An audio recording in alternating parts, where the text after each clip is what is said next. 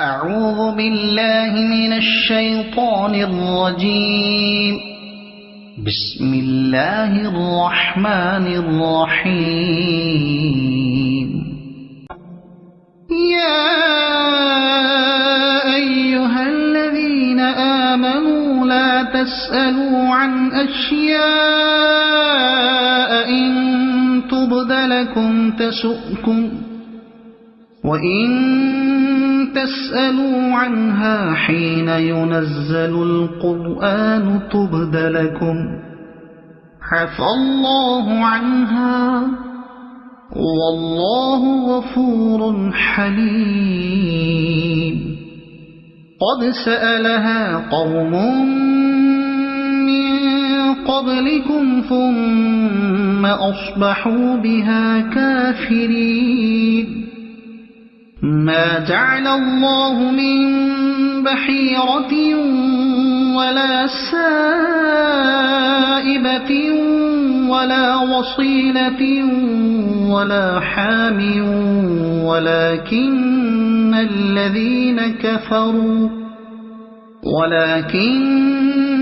الذين كفروا يفترون على الله الكذب وأكثرهم لا يعقلون. وإذا قيل لهم تعالوا إلى ما أنزل الله وإلى الرسول قالوا حسبنا ما وجدنا عليه آباءنا أولو كان آباؤهم لا يعلمون شيئا ولا يهتدون. يا أيها الذين آمنوا عليكم أنفسكم لا يضركم من ضل إذا اهتديتم إلى الله مرجعكم جميعا فينبئكم بما كنتم تعملون. يا أيها الذين آمنوا شهادة بينكم إذا حضر أحدكم الموت حين الوصية اثنان ذوى عدل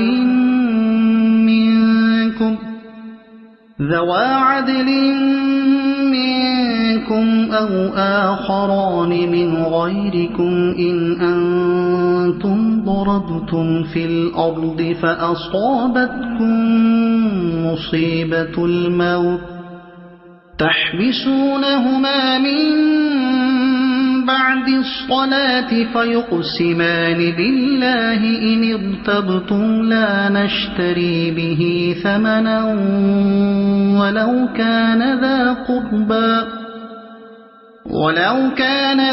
قربى ولا نكتم شهادة الله إنا إذا لمن الآثمين. فإن عثر على أنهما استحقا إثما فآخران يقومان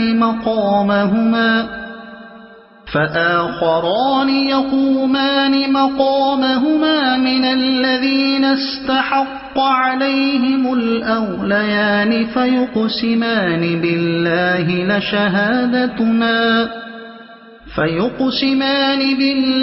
لشهادتنا أحق من شهادتهما وما اعتدينا إنا إذا لمن الظالمين.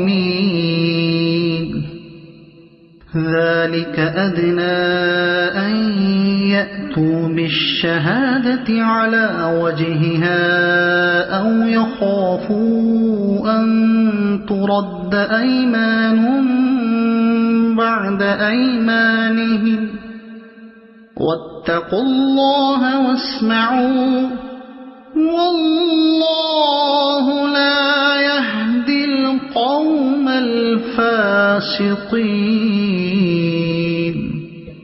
صدق اللہ العظیم۔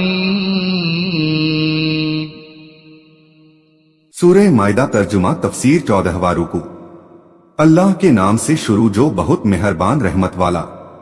اے ایمان والو، ایسی باتیں نہ پوچھو جو تم پر ظاہر کی جائیں تو تمہیں بری لگیں۔ کچھ لوگ سید عالم صلی اللہ علیہ وسلم سے بہت سے بے فائدہ سوال کیا کرتے تھے۔ یہ سرکار کے مجاز پر بوجھ ہوتا تھا۔ ایک دن فرمایا کہ جو پوچھنا ہو پوچھ لو، میں ہر بات کا جواب دوں گا۔ ایک شخص نے پوچھا کہ میرا انجام کیا ہے؟ فرمایا جہنم۔ دوسرے نے پوچھا کہ میرا باپ کون ہے؟ آپ نے اس کے اصلی باپ کا نام بتا دیا جس کے نطفے سے وہ تھا، جبکہ اس کی ماں کا شوہر اور تھا جس کا یہ شخص بیٹا کہلاتا تھا۔ اس پر یہ آیت اتری اور فرمایا گیا کہ ایسی باتیں نہ پوچھو جو ظاہر کی جائیں تو تمہیں ناگوار گزرے۔ تفسیر احمدی۔ بخاری و مسلم کی حدیث شریف میں ہے کہ ایک روز سید عالم صلی اللہ علیہ وسلم نے خطبہ دیتے ہوئے فرمایا کہ جس کو جو پوچھنا ہو پوچھ لے۔ عبداللہ بن حجافہ سہمی نے کھڑے ہو کر پوچھا کہ میرا باپ کون ہے؟ فرمایا حجافہ۔ پھر فرمایا اور پوچھو۔ حضرت عمر رضی اللہ عنہ نے اٹھ کر ایمان اور رسالت کے اقرار کے ساتھ معذرت پیش کی۔ ابن شہاب کی روایت ہے کہ عبداللہ بن حجافہ کی ماں نے ان سے شکایت کی اور کہا کہ تو بہت نالائق بیٹا ہے، تجھے کیا معلوم کہ جہالت کے زمانے کی عورتوں کا کیا حال تھا؟ اللہ نہ کرے تیری ماں سے کوئی قصور ہوا ہوتا تو آج وہ کیسی رسوا ہوتی۔ اس پر عبداللہ بن حجافہ نے کہا کہ اگر حضور کسی حبشی غلام کو میرا باپ بتا دیتے تو میں یقین کے ساتھ مان لیتا۔ بخاری شریف کی حدیث میں ہے کہ لوگ ٹھٹھا بنانے کے انداز میں اس قسم کے سوال کیا کرتے تھے۔ کوئی کہتا میرا باپ کون ہے، کوئی پوچھتا میری اونٹنی گم ہو گئی ہے، وہ کہاں ہے؟ اس پر یہ آیت اتری۔ مسلم شریف کی حدیث میں ہے کہ رسول اکرم صلی اللہ علیہ وسلم نے خطبے میں حج فرض ہونے کا بیان فرمایا۔ اس پر ایک شخص نے کہا کیا ہر سال حج فرض ہے؟ حضور نے خاموشی رکھی۔ سوال کرنے والے نے سوال دوہرایا تو ارشاد فرمایا کہ جو میں بیان نہ کروں اس پر مت اڑو۔ اگر میں ہاں کہہ دیتا تو ہر سال حج فرض ہو جاتا اور تم نہ کر سکتے۔ اس سے معلوم ہوا کہ احکام حضور کے ارشاد کے تحت ہے، جو فرض فرما دے وہ فرض ہو جائیں، نہ فرمائیں نہ ہو۔ اور اگر انہیں اس وقت پوچھو گے کہ قرآن اتر رہا ہے تو تم پر ظاہر کر دی جائیں گی، اللہ انہیں معاف کر چکا ہے۔ اس آیت سے ثابت ہوا کہ جس کام کی شریعت میں منع نہ آئے وہ کیا جا سکتا ہے۔ حضرت سلمان رضی اللہ عنہ کی حدیث میں ہے کہ حلال وہ ہے جو اللہ نے اپنی کتاب میں حلال فرمایا، حرام وہ ہے جس کو اس نے اپنی کتاب میں حرام فرمایا، اور جس کے بارے میں کچھ نہ فرمایا وہ معاف ہے، تو تکلیف میں نہ پڑو۔ کھاجن اور اللہ بخشنے والا حلم سہشنتا والا ہے۔ تم سے اگلی ایک قوم نے انہیں پوچھا، اپنے نبیوں سے اور بے ضرورت سوال کیے۔ نبیوں نے احکام بیان فرمائے تو ان پر عمل نہ کر سکے، پھر ان سے انکاری ہو بیٹھے۔ اللہ نے مقرر نہیں کیا ہے کام چرا ہوا، اور نہ بزار اور نہ وسیلہ اور نہ حامی۔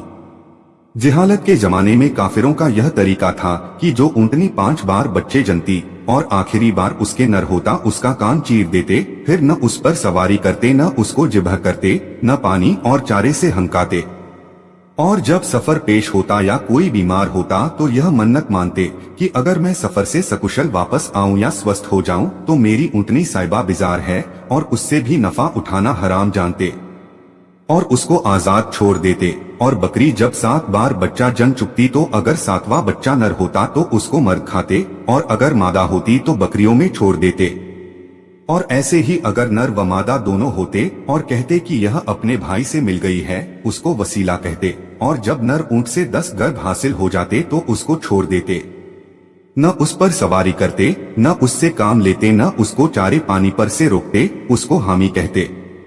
مدارک۔ بخاری و مسلم کی حدیث میں ہے کہ بحیرہ وہ ہے جس کا دودھ بوتوں کے لیے روکتے تھے، کوئی اس جانور کا دودھ نہ دوہتا، اور سائبہ وہ جس کو اپنے بتوں کے لیے چھوڑ دیتے تھے، کوئی اس سے کام نہ لیتا۔ یہ رسمیں جہالت کے زمانے سے اسلام کے دور تک چلی آ رہی تھیں۔ اس آیت میں ان کو غلط قرار دیا گیا۔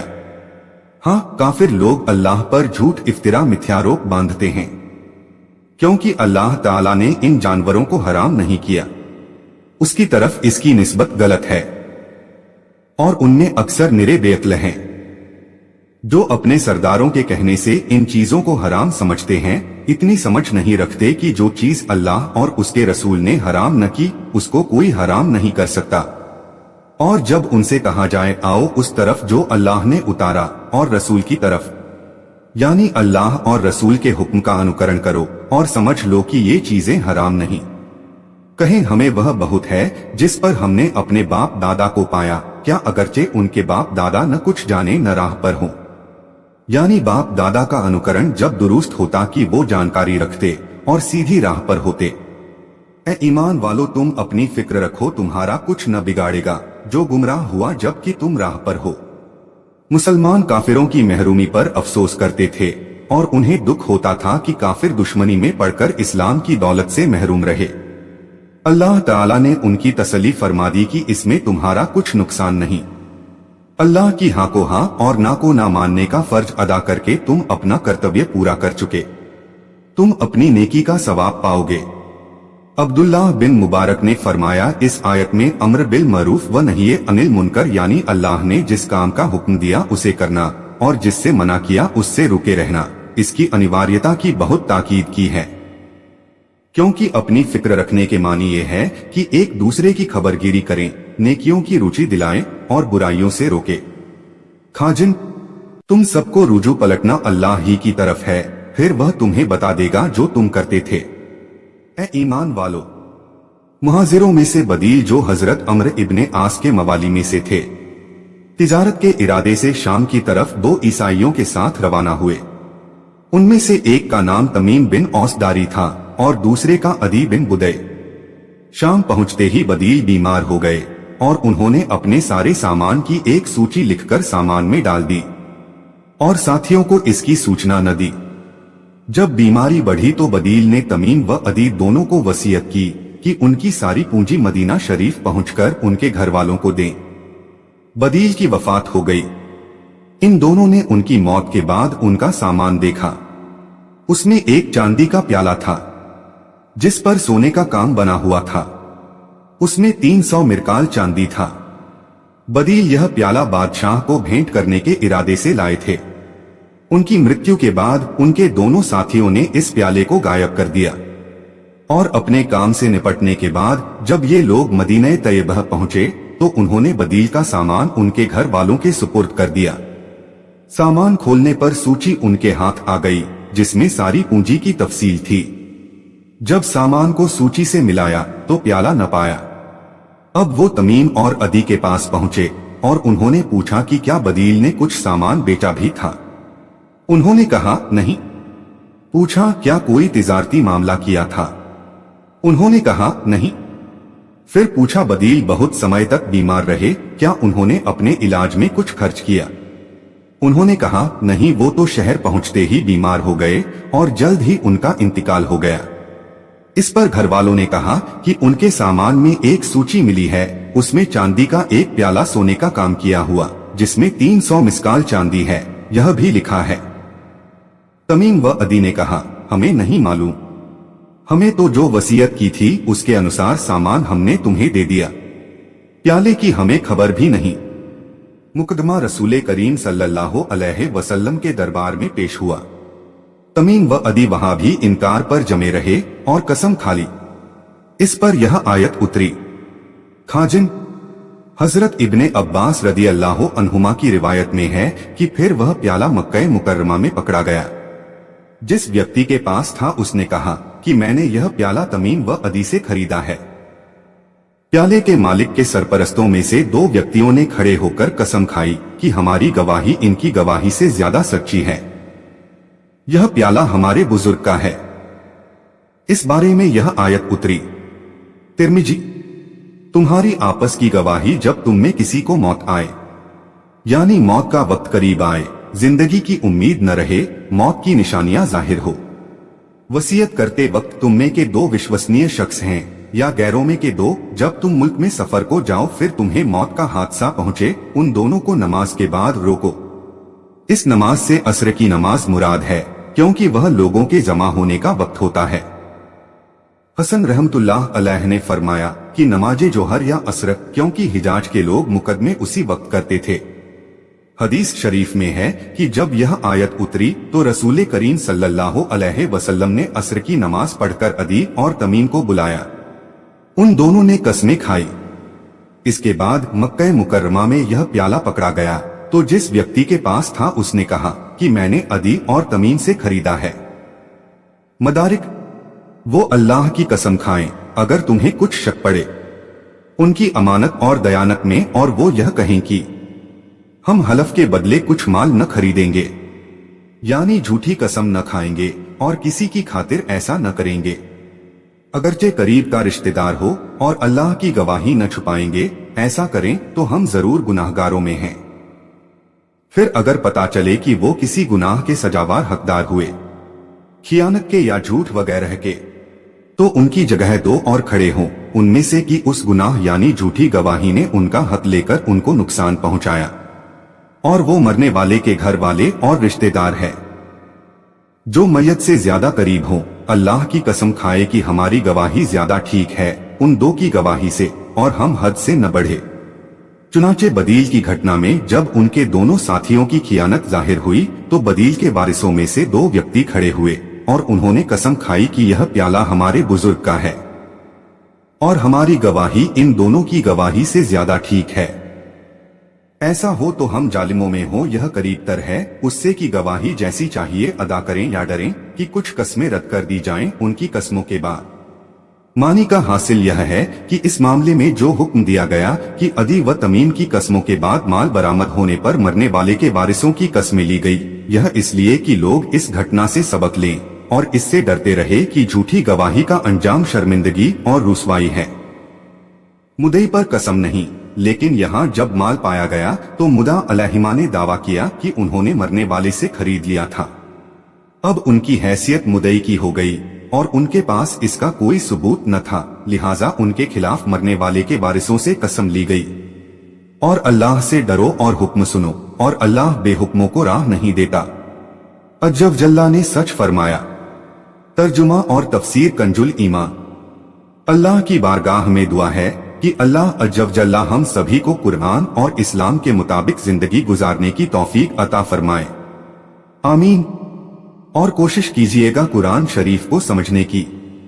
वीडियो को सवाब की नीयत से आगे शेयर करें ताकि कयामत तक सदकाए जारिया का सवाब आपको भी मिलता रहे और ये आपके और मेरे हम सभी के नजात का जरिया बने।